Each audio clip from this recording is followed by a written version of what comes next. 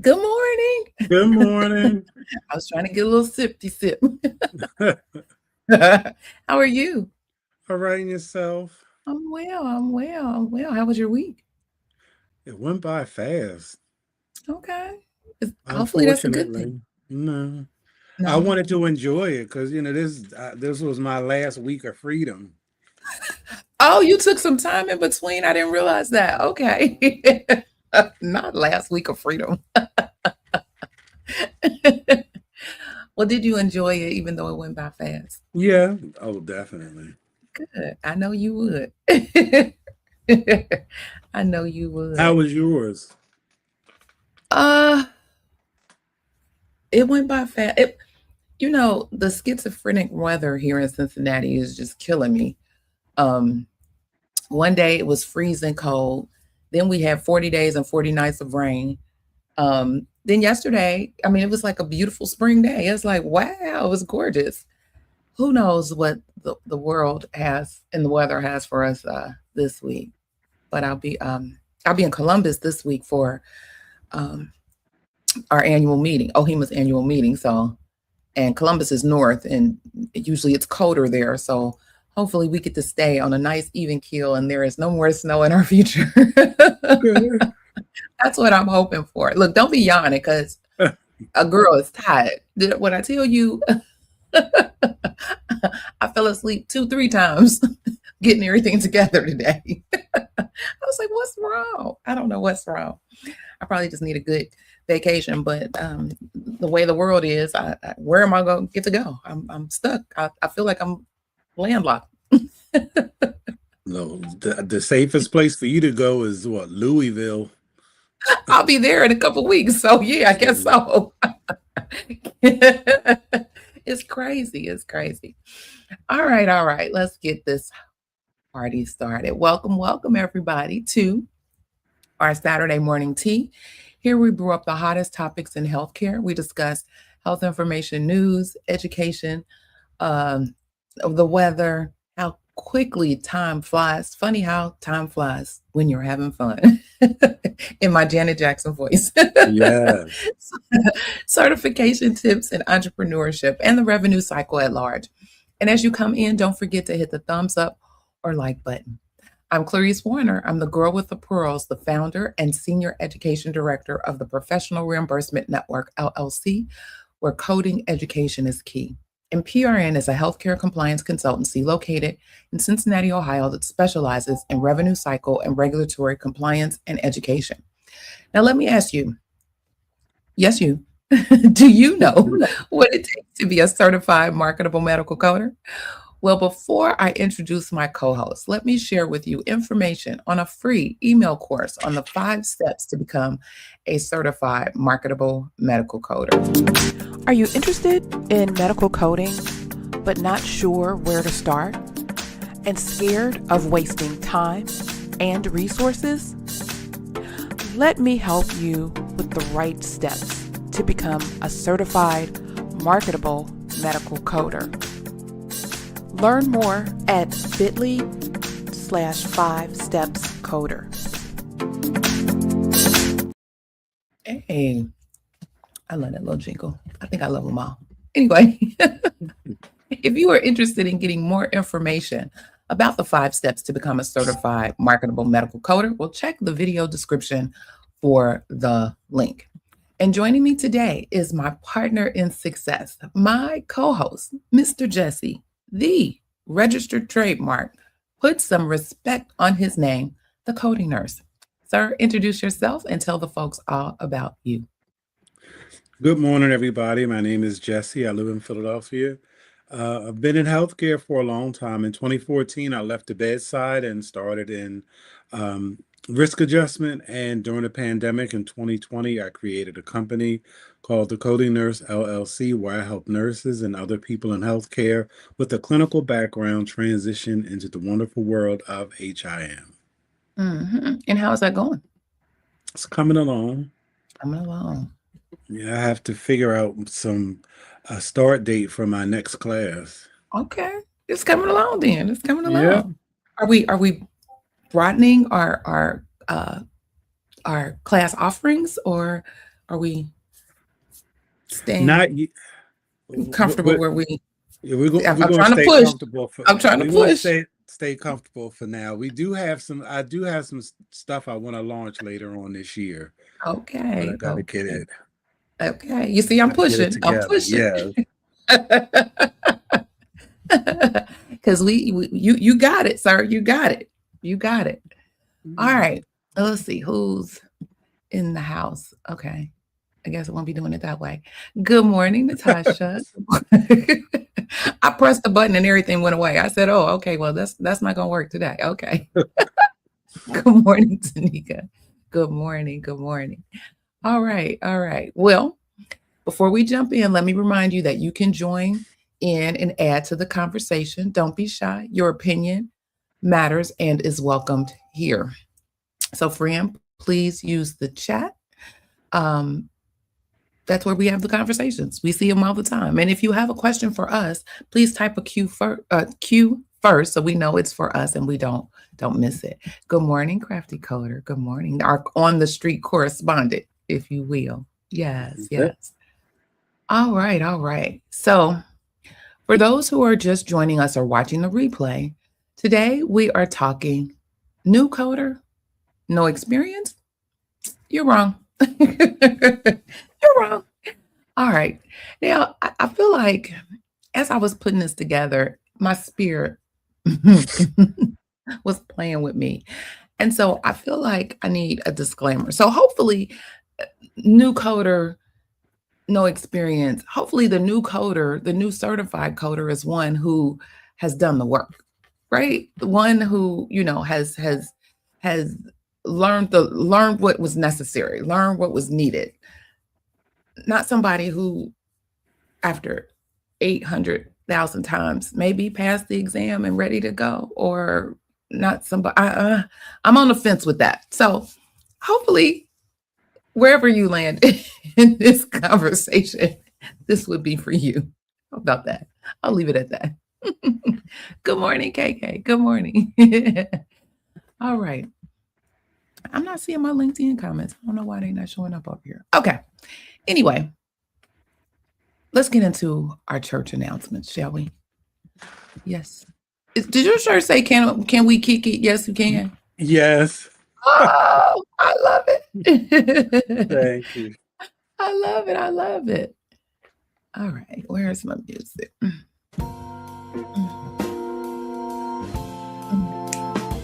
One of my favorite groups. I love them. I love them.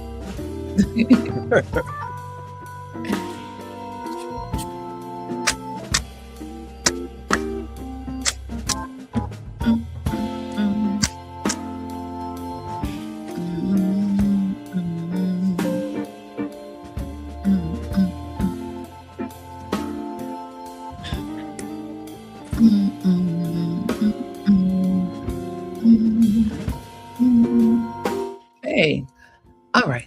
Ooh, I went real low, didn't I? Okay, so today, it's like I can barely hear it. I talked about one of these real brief last week, but I wanted to give more concrete information. So here are two recent announcements from the Centers for Medicare and Medicaid Services. So the CRUSH initiative, and CRUSH stands for Comprehensive Regulations to Uncover Suspicious Healthcare. Okay, so on February 27th, CMS published a request for information. So I did talk briefly about the RFI, seeking feedback on potential regulatory and programmatic changes that can be included in a future proposal or a future proposed rule under the CRUSH initiative. So CMS is asking states, providers, suppliers, payers, technology companies, patient advocates, and beneficiaries for input on how to strengthen the ability to prevent, detect, and respond to fraud across Medicare, Medicaid, CHIP, and the health insurance marketplace. Comments must be submitted by March 30th, 2026 via the Federal Register at regulations.gov, referring to file code CMS 6098-NC. So if you or somebody you know want to give the government some tips or information or just feedback on their Crush initiative, feel free to do so by March 30th, 2026. And then the next one is the DME supplier moratorium. Given the ongoing concerns around DME fraud and the existing availability of suppliers, CMS has imposed a 6-month moratorium on new Medicare enrollment for certain DME suppliers. This pause on new licensing reflects a continued focus on program integrity within the Medicare system. The moratorium applies to all applications for initial enrollment and changes in majority ownership for medical supply companies. Physician offices, hospitals, and pharmacies are not affected, and entities for which DMS supply is not the primary business may continue to open new practice locations. So they're putting a 6-month hold. So if you feeling froggy and want to open up a DMS or DME, business, you're gonna have to wait. And if it's brand new, you're gonna have to wait for 6 months until they vet you or do all the things they need to do, because they're trying to figure out ways to combat fraud around all of the things. Plus, they said that there's a lot of suppliers doing the same types of things. And so I think they want to try to put a hold on just letting any and everybody provide these DME services, in my opinion. But I'll keep you posted on these initiatives as they develop. So stay informed. Mr. Jesse, do you have any church announcements for the people today? Not at this time. Oh. You hit me with a professional comeback. Wait, I almost choked. Hold up. Is this what we're doing today? All right. Okay, let me stop this and stop this. All right. Well, let's get into it. So let the tea spilling begin. So again, welcome back to the Saturday Morning Tea, where we serve up the real talk our profession needs. I'm Clarice Warner, the girl with the pearls, with my partner in success, the coding nurse. And if you're new here, welcome. We meet every Saturday morning to demystify medical coding, billing, and everything that keeps healthcare revenue flowing, and talk about the things in healthcare that actually matter for your career, your compliance, and your paycheck. And to my returning friends, thank you for being here. So grab your favorite beverage. Again, no judgment on what that beverage may be at this time of the day, because somebody will always tell me it's 5 o'clock somewhere. Today we are having a real conversation, and one that I wanted to have for a long time. And honestly, it can all be so simple if we just change the way we look at one thing. Today we are talking about newly credentialed medical coders. The ones who, and again, the caveat, the ones who worked hard, studied long, passed rigorous exams, and are now sitting at their computers, refreshing their inboxes, wondering why nobody will give them a chance. We are also talking to the hiring managers, the HIM directors, the coding supervisors, who may be looking at a stack of resumes right now and passing over some of the best talent in this industry because of a number next to the word experience. All right, Mr. Jesse, come on in. We're going to talk about the catch-22 and about what fresh credentials actually mean.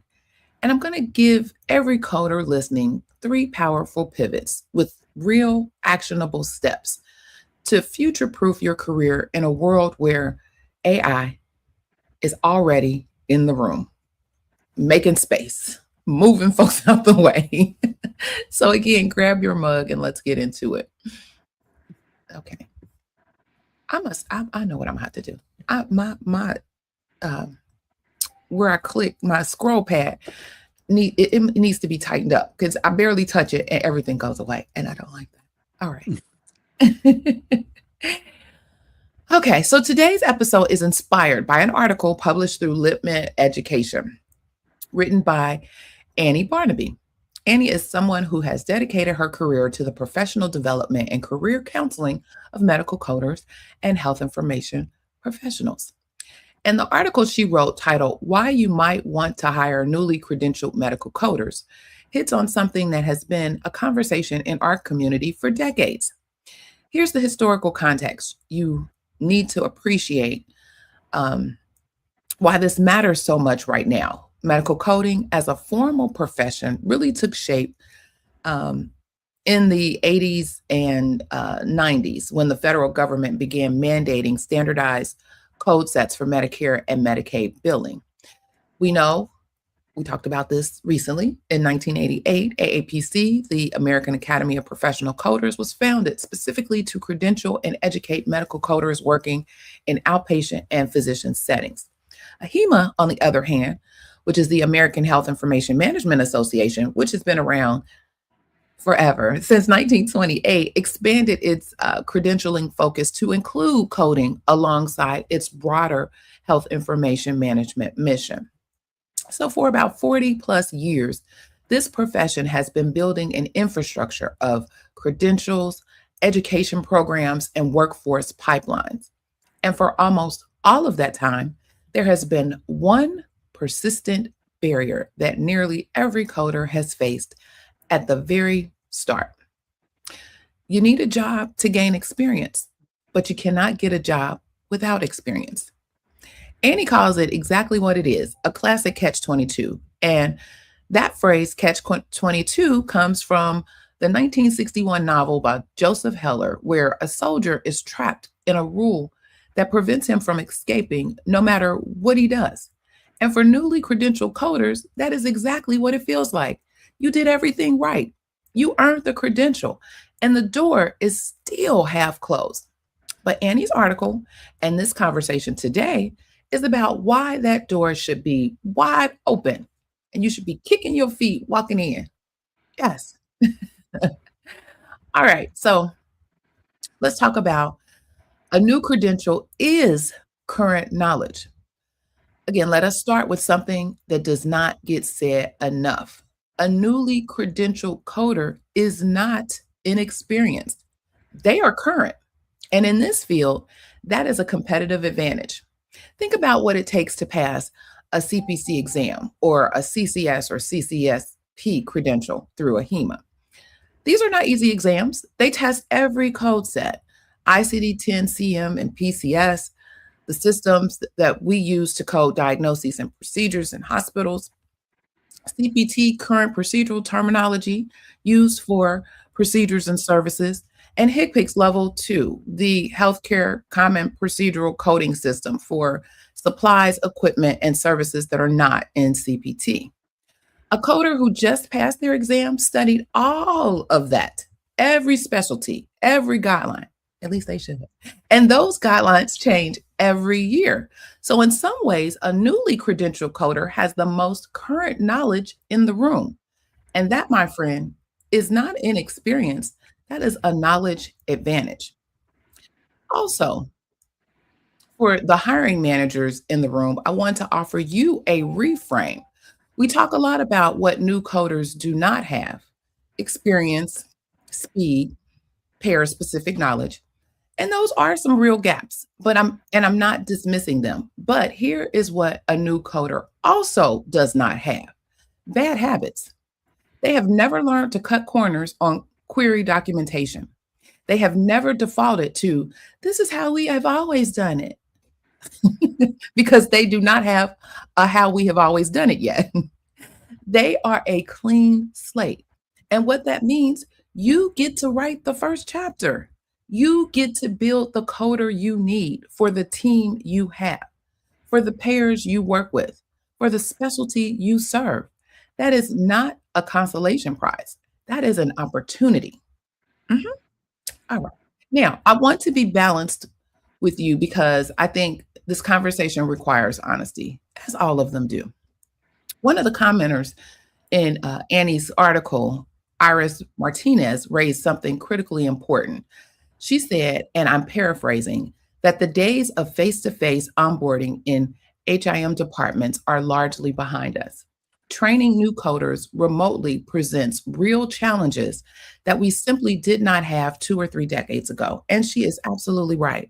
Before the shift to remote work, which accelerated dramatically during and after the COVID 19 pandemic, new coders could sit beside a mentor. They could ask a question and get answers in real time. They could absorb the culture of a department just by being present in it. Now that infrastructure has to be intentionally built in a digital environment. And the organizations that are figuring that out and investing in structured remote mentorship, digital onboarding systems, and virtual coding communities, those are the organizations that are going to have the strongest pipelines.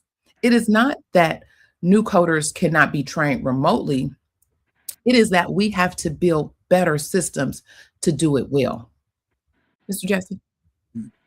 I'm here. Yeah. No, all right. No, you here, sir. All right, now get into the building before you get the title. Let me take a sip on that one. Mhm. This one is especially for, or specifically for the new coders listening. And I want you to lean in because this might be the most practical thing you hear today. Again, Iris Martinez, in her comment that has been shared advice in our community for decades, as long as I can remember. And she said, if your goal is to work as a hospital coder, get a job in a hospital first, even if it is not a coding role. Work in patient access, in medical records, in the building department. Get inside the building. Because here is what she has seen in her own department. When positions open up, the internal transfer candidates, the people already inside that organization, have a significant advantage over external applicants. And that is not a new concept. It is a strategy. It's called internal mobility, and it works. You build relationships, you learn the culture, you demonstrate your work ethic before you ever sit for a coding interview. And when that coding position opens up, you are not the stranger on the outside. You are the known quantity on the inside. Again, it could all be so simple when you reframe the path. The ripple effect of one yes.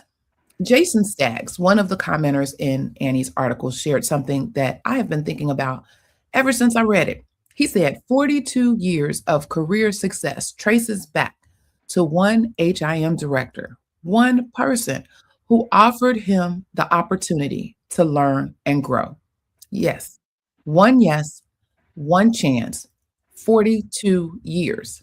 Now, I want every hiring manager listening to sit with that for a moment because the decision you make about a resume, the 5 seconds you spend looking at a credential with no experience next to it, that is not just a staffing decision. That is potentially a legacy decision. The coder you hire today, mentor today, invest in today, may go on to mentor dozens more, may go on to lead a department or start a network or host a podcast. How about that? The profession grows when we invest in it intentionally, and it starts with one yes. And here's something that does not get talked about enough either. When you bring a new coder onto a team, something interesting happens to the experienced coders. They see the enthusiasm. They remember what it felt like to be excited about this work, and something in them reignites. Annie describes it beautifully in her article. The energy of a new coder is contagious. It can breathe new life into a department that has maybe settled into a routine or a pattern. So, this is not just about what the new coder gains, it's about what the whole team gains: diversity of knowledge, fresh questions that challenge old assumptions, a reminder of why this work matters. And then Now, I want to connect this conversation to something bigger because we cannot talk about the future of medical coding hiring without talking about AI and the tools that are already reshaping how coding work gets done. Computer assisted coding or CAC uses natural language processing or NLP to read clinical documentation and suggest codes automatically. Key phrase, keyword there, suggest. All right. These tools are getting faster and more accurate every year. And some people hear that and feel fear. I understand that. But here's what I want you to hear today. Again, AI can suggest a code. It cannot make a clinical judgment. It cannot query a physician for documentation clarification. It cannot understand the nuance of a patient's story the way a trained human can. And it absolutely cannot mentor the next generation of coders. The coders who are entering this profession now, if we train them with the future in mind, if we help them see themselves as clinical data partners, as compliance guardians, as the human intelligence layer that technology cannot replicate, those coders are not behind the curve. They may be ahead of it. Yes? Yes. Now, I want to pause and bring you into the conversation because Saturday morning tea is not a lecture. I don't ever want you to feel like this is a lecture. I do enough of that during the week. It is a dialogue. And whether you are watching live or catching the replay, these questions are for you. So drop your answers in the comments. I read every single one of them and I usually respond. Question one for the hiring managers. When you look at a resume with a fresh credential and no direct coding experience, what is your immediate reaction? And here is the harder question. Is that reaction based on data or is it based on habit?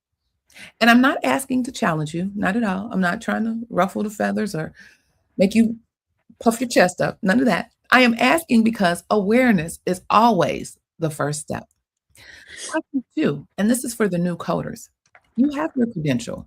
You are proud of it, and you should be. But let me ask you this. Are you positioning yourself as a problem solver for an organization? Or are you just applying to posted jobs and crossing your fingers and waiting?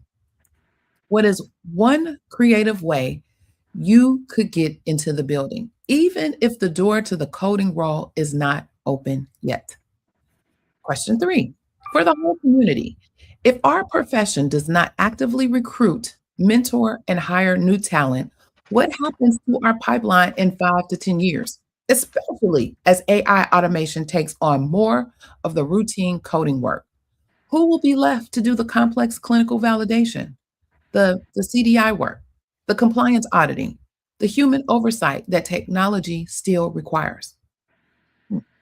Question four, for chapter leaders and educators, what are we building inside our AAPC and AHIMA local chapter meetings, inside our educational programs to actually bridge the gap between credentialing and employment? Do we have structured apprenticeship models, mentorship programs? And if the honest answer is not really, then what would it take to change that? Question five, for everybody, think about the person who gave you your first real chance in coding, in healthcare, or anywhere in your career. What did that feel like?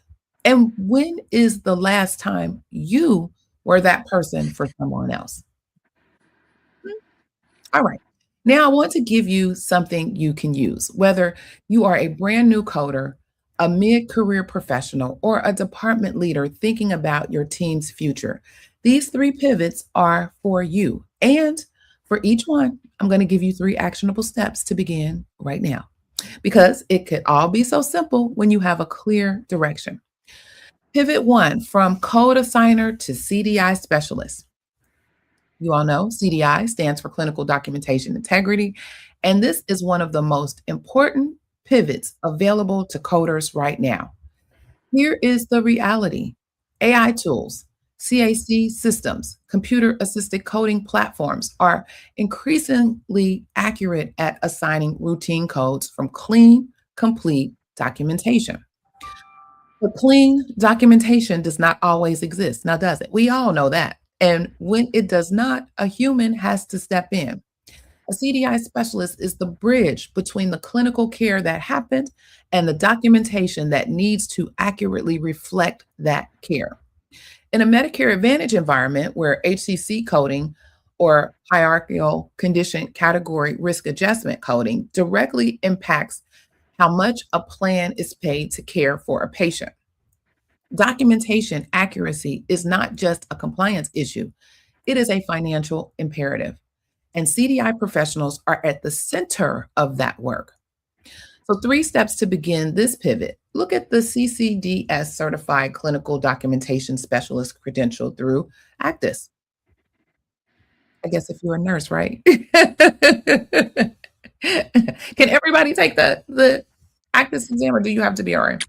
No, you can be you just have to have 2 years of what they call documented CDI experience. Okay. So you don't It's have to based be a nurse. no, it's based Okay. on experience Okay. primarily. Okay. Okay. Or consider the CRC, the Certified Risk Adjustment Coder through AAPC. Again, both signal that you understand not just codes, but the clinical story behind them. Step 2, practice physician query writing. And this is a skill. A compliant, non-leading physician query is an art form, and it is one that can be learned and developed with intention. And step 3, learn HCC fundamentals. Understand how risk scores are calculated and what is at stake in value-based care contracts. This knowledge makes you indispensable in any Medicare Advantage environment. Pivot 2, from production coder to coding auditor and compliance reviewer. Here's something that surprises people. And AI produces more coded claims faster, or as AI produces more coded claims faster, the need for skilled human auditors actually grows because every AI assisted system needs a human to review its output for accuracy, for compliance, for payer specific policy adherence. Coding auditors are the quality control layer, and they are also the professionals who protect an organization from OIG scrutiny. The OIG, or the Office of Inspector General, the federal watchdog agency responsible for identifying fraud and abuse in healthcare programs, including Medicare and Medicaid. Auditors who understand the OIG's work plan, who can anticipate risk areas, are worth their weight in gold to any compliance program. The 3 steps to begin this pivot. Step 1, pursue the CPMA, or Certified Professional Medical Auditor, through AAPC. This credential teaches you how to objectively evaluate coding accuracy, documentation sufficiency, and compliance with payer and regulatory guidelines. Step 2, start reading the OIG work plan. It is publicly available and it is updated monthly, and it tells you exactly where the federal government is focusing its compliance attention. Follow CMS transmittals and MedLearn Matters articles as well. CMS and MedLearn Matters are CMS, we all know, stands for the Center for Medicare and Medicaid Services, and MLN is the Medicare Learning Network, which has a vast amount of resources around CMS and Medicare. Step 3, volunteer for internal audit project. Even informally, practice writing professional audit feedback summaries. Build a portfolio, because a portfolio speaks louder than a credential alone. Have clear, clean artifacts of work that you have produced. Show the people. You can show them better than you can tell them. Show them what you know. Show them what you've done. That's what a portfolio does for you. Pivot 3, from individual contributor to coder, educator, and team lead. AI can process data. We all know this. It can suggest a code. We know this too. It can analyze a pattern, but it cannot inspire a new coder who is about to give up. It cannot mentor someone through their first difficult case. It cannot build a team culture of curiosity and excellence. These are deeply human skills, and they are in high demand. As coding departments evolve, organizations need professionals who can translate complexity, who can onboard new staff onto AI assisted tools, who can serve as the institutional knowledge keeper when technology changes the workflow. Educators and team leads are the glue. And that, my friend, is a role that technology will never fully replace. 3 steps to begin this pivot. Step one, formalize your teaching skills. The AAPC has an approved instructor pathway for professionals who want to teach through their accredited education programs. You can also pursue an adult education or instructional design certification through a community college or professional development program. Your existing credentials are your credibility.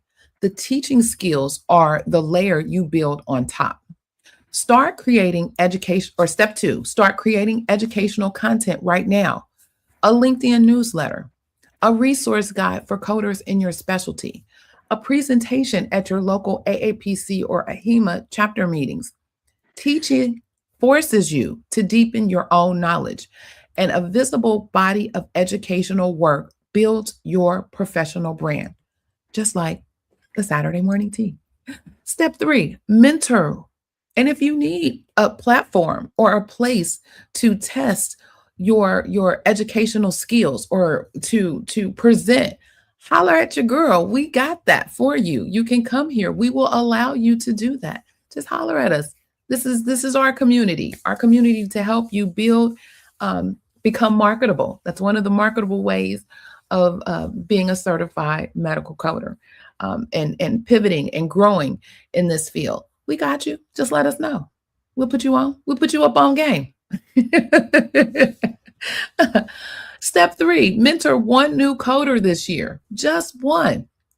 Identify someone newly credentialed in your network, your LinkedIn connections, your local chapter, and commit to a structured 3-month mentorship. This is not just generous, it is strategic. Mentoring builds your leadership skills, expands your network, and strengthens the very profession that sustains your career. So while you are helping someone new in the career, you're helping yourself. And think of it as a reciprocal relationship. It's beautiful when you do it. I love looking back over the people that I've helped mentor over the years and the people that I've taught over the years and seeing their successes and hearing their stories, and even more hearing how they have carried the mantle and they have then begun to mentor someone else or teach someone else. I absolutely love it. It does my heart well, and just gives me such a joy and a pleasure to do the work, and that is passionate to me, that I've done over these last several years. But I love it. And you can get that same, at least warm and fuzzy feeling too. At least I hope you can get that same warm and fuzzy feeling too when you extend the baton to the next upcoming generation in our profession. Okay. Mr. Jesse, Yeah. did you want to say? So I think that I have a lot of sympathy for newly certified coders, because it's really different than how I got into it. I started with on the job training. I mean, that's virtually impossible now. But what is important is I think the most important step for any new coder is to network. I think that's really the key, because even outside of HIM, everybody talks about how, because of this applicant tracking system, and so many people looking for jobs, like a lot of people, there's even been studies like so many people's resumes are overlooked just for like the slightest things.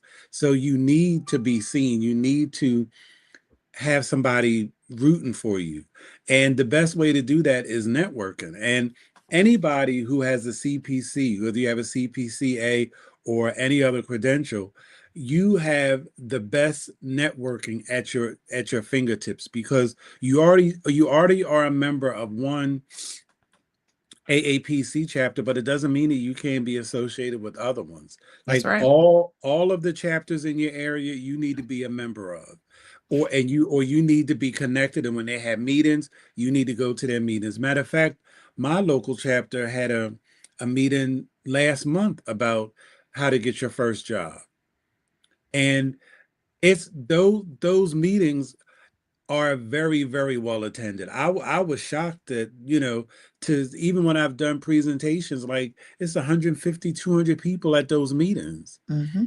Like it's a lot of people. Mm-hmm. And if over time, if you get in and let somebody know, hey, this is what I'm looking for, this is what I need, you know, and you just develop a rapport, or somebody, or somebody knows somebody, that's really how it's going to have to be done moving forward. Because this cold calling and blindly applying, I don't really know if that's the best use of somebody's time.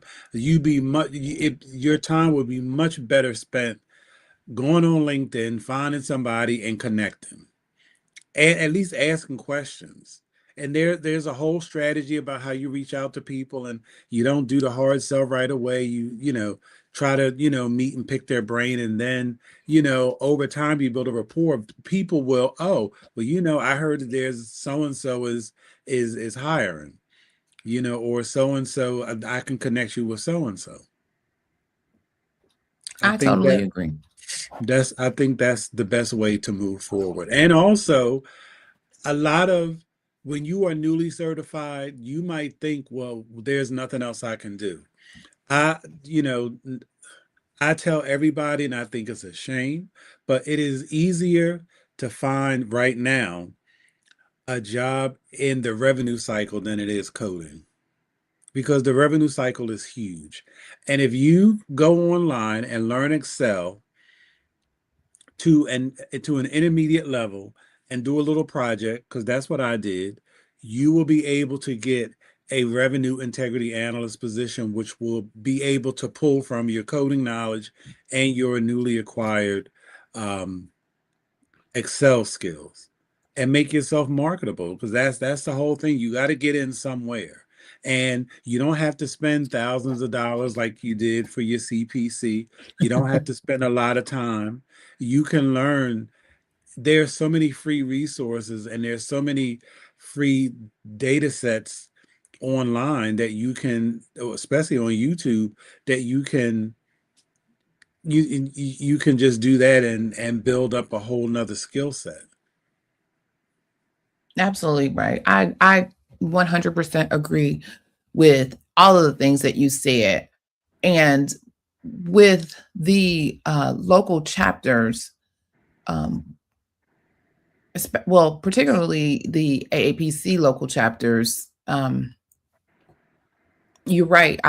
We're in a tri-state area, so we have Ohio, Kentucky, um, and or Cincinnati, Northern Kentucky, and Indiana, that all have chapters. So we can float around however we need to, just to get to know people, have them. It's like Cheers, where everybody knows your name. When you walk through the door, somebody needs to know who you are walking through the door. And if it's the first time that you're walking through the door, you need to connect with somebody and let them know who you are and your name. The other thing with that, I know we used to have like a little, and I think they probably still do, even when they meet, because a lot of chapters are meeting online.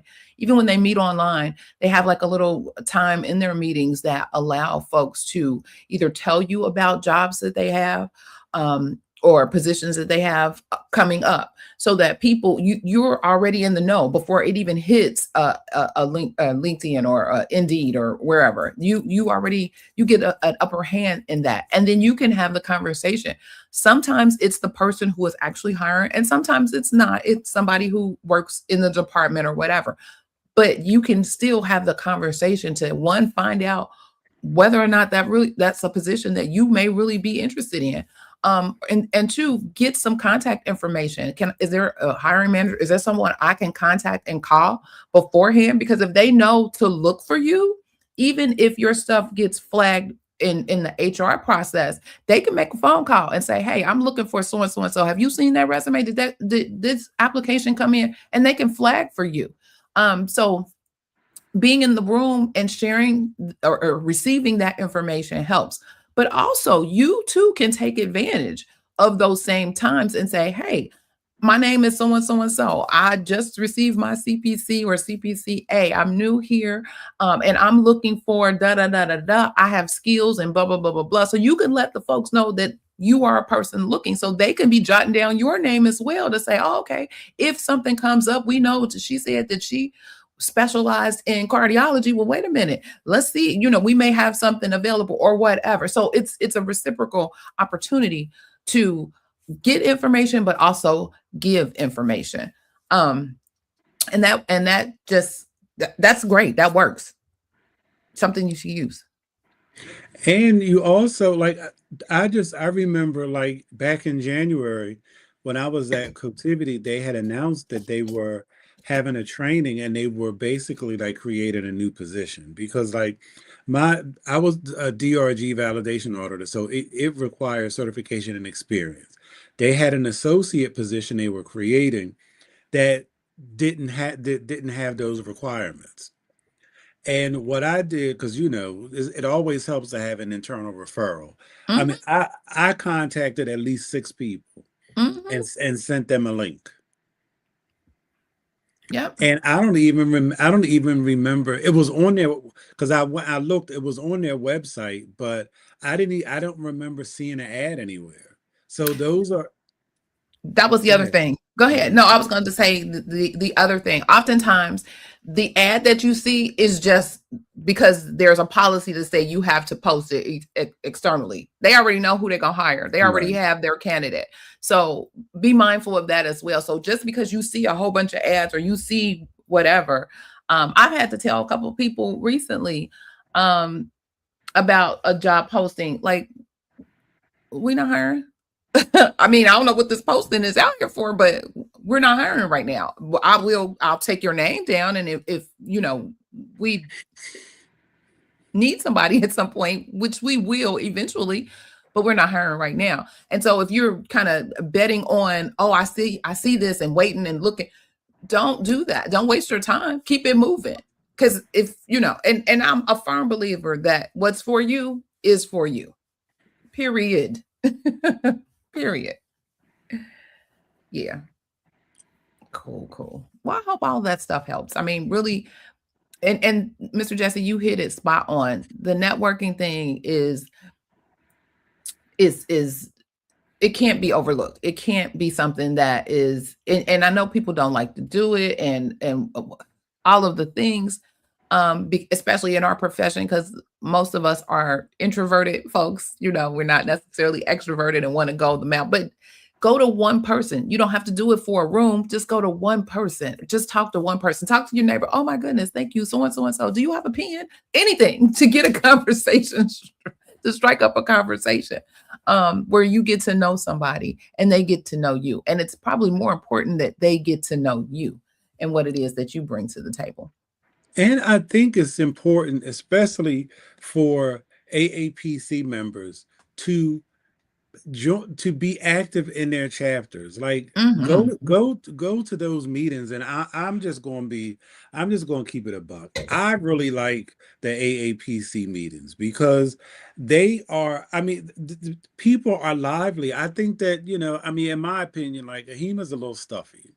But AAPC, like I mean, the meetings that I go to, I enjoy. I mean, because it's the number of people that are there, and then you just get to see all these people and where they work and all the experience that they have, because you never know until people start talking and say, "Wow, I didn't even know." And it's just I just find AAPC to be more helpful. That's just my experience. And go ahead. No, no, no, finish. And I I'll hold it. remember, like, I was, before I took my CPMA, I had taken my CPB exam, and when I finished my exam, I walked out of the room, and one of the proctors, because you know how you all take breaks and rotate. So the proctor who was in the room when I was taking the exam, she was sitting at a table with another lady who was working on a computer. So I'd asked her a question about. I said, I'm taking my CPMA exam, and I think it was like 2 weeks or something. And I was asking her a question about about, because you have to, for the CPMA, you can take the like some kind of sheet to do your Mm-hmm. auditing and leveling. Mm-hmm. So Mm-hmm. I was asking about that. So the lady she stopped talking. She stopped typing. She was like, "Oh, if you want to take your CPMA, take this," because that's what she must work as an auditor. It was an audit sheet that Mm-hmm. her company had created. Mm-hmm. She just handed it to me. She was like, "Here, use that." And AAPC gives you one, but it's not that great. Mm-mm. When I tell you, I used that thing until they changed the guidelines. It was Mm-hmm. like everything you could have needed. Mm-hmm. But that's the power of being in those spaces. Yeah, I agree. And I have certifications, both from and Right, am a member from both HEMA right, and AAPC. And the one thing that I learned early on is that AAPC, um, their local chapters, they're more invested. They're more, I think they're more invested in the people in that community. They build that community up um locally, and I mean they even extend, to others around them. But because we had the Cincinnati chapter, we had a Dayton chapter, we had the Northern Kentucky chapter, and we would even collaborate and partner with those other chapters as well for different ideas and speakers, because folks was always looking for speakers and all of the things. And those meetings were monthly. I mean, there was constant contact. There was always so even if you didn't get like an email or this or that, you always knew on the second Thursday of every month there was going to be an AAPC meeting or what have you. I mean, it was consistent all the time. And you may not be able to attend all of the meetings, but when you were able, or if you could attend, there was just always a wealth of knowledge and information that was always provided. I so miss. We used to have uh, contact with the MAC educator, and they would come every year and do this whole brief of recent regulations coming down the pike. Me and my compliance brain, I'm sitting there, I'm glued, I'm sitting in the front seat like, oh my God, this was fabulous. And that was one of my favorite times of the year. But even the celebrations, like they celebrate the successes. So, they will ask who's in the room that's new, who just got their credential, who, and applaud them and welcome them in. It was just more, I just feel like they were more invested. AHIMA's regional, I think their state associations can't model what AAPC does at a local level. They do have like regional places. At least I'm speaking for Ohio. So Ohio, we have a state association, but we do have some regionals. We have one that's in Dayton. So it's where people can come, but they only meet like a couple times a year. It's not consistent. It's not, I don't feel that same kind of connection as I did with AAPC. And even at my state association, it's in Columbus. So that's a couple hours away from me. That affords me the opportunity, but everybody can't get there. And I feel like there has to be a way for them to kind of model after the connectiveness and cohesiveness of what happens at AAPC. From that perspective, I think AAPC is hands down the winner in connecting their people who are part of their association, hands down. They found that model and they run with it. Yeah, so I agree with you on that. all day. So And go ahead. and the one thing that I would just tell any new coder is, I mean, and I know it's easier said than done, but don't be discouraged. Like if you can't go through the door, you have to go through the window. You got to find a Mm. way. Hmm. And somebody gonna be walking out, so slide in when they walk out. So before I let you go today, I want to make this personal. Remember, or I personally remember what it felt like to be new. It's challenging. It's like a new profession, all these new people, and I'll be quite honest, the folks didn't look like me back when I started. It was far and few in between. So it was a whole new world. Um, but you have to remember that you have something to offer, and then wonder if anyone is going to see what it is that you have to offer. But don't do that. Make sure they see. Walk in knowing, I'm about to, I almost hit the whole Jesse hit my spirit. I am somebody. Just that quick. But yeah. Um, and then I also know what it feels like to be the person in the room who gets to say yes. So both sides of this conversation have shaped who I am. I've been the new person coming in, and I've been the one to embrace a new person coming in. So here's my call to action for you today. And I'm giving you three. One for wherever you are in your journey. And choose the one that fits you. So if you are a newly credentialed coder, I want you to identify one organization this week, one hospital, one physician group, one health system, and find a way to get inside that building, not just by applying to a coding job. Look at every open position and find a door that is open and walk through it. If you are a hiring manager or department lead, I want you to pull out the last 5 resumes you passed over because of, quote, no experience. Just look at them again with fresh eyes. Is there someone there who deserves at least a conversation?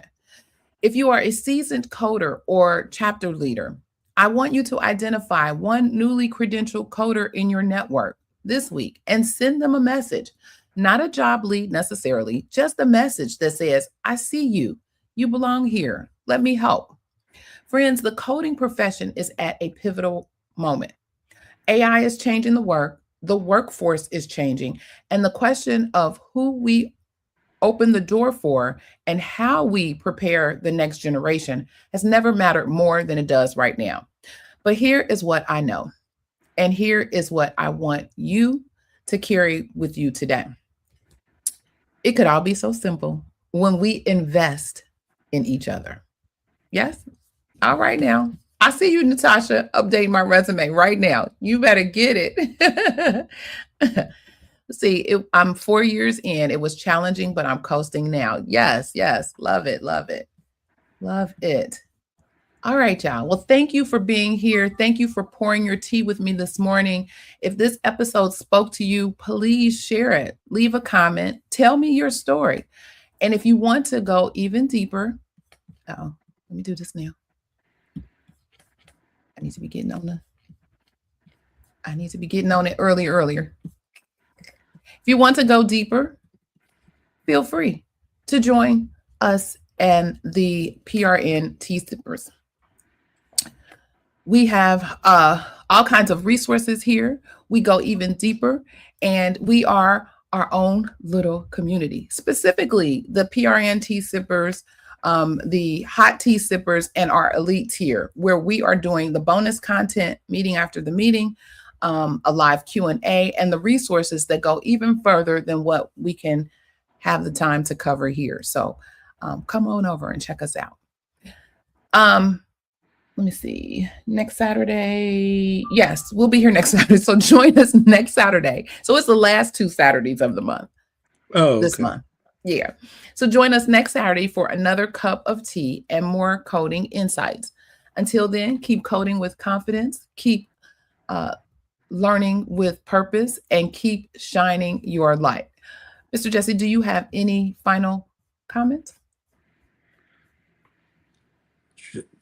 Just don't give up. That's right. Don't give up. It's hard. It's a test. It's going to test your mettle. It's going to push you over the edge.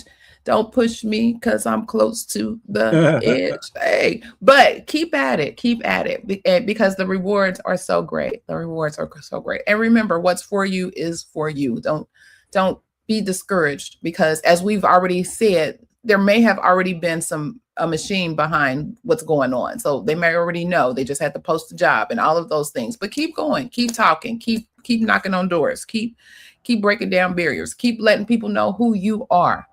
Get in the game, get in the networking game. All right. Well, this is Clarice Warner, the girl with the pearls, reminding you that when we lead with knowledge and integrity, we can navigate any challenge. Also, remember to be safe, be kind, and don't wish for it, work for it. Until next time, take care, and I'll see you tea sippers in a few minutes. All right. Have a great weekend. Bye.